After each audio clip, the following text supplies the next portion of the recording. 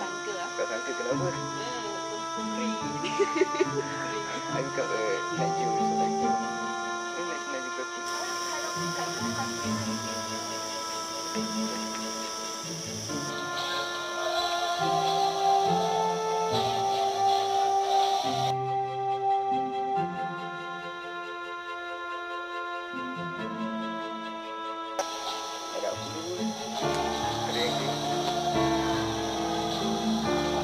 Kami daripada UTM Skudai disappointed lah pasal this of our kan, dan kita sampai pukul before 8:30 dengan harapan dapat tengok ada perubahan lah, tapi sekarang pukul 9 lebih pun tak ada kesedaran langsung daripada kalangan rakyat Malaysia.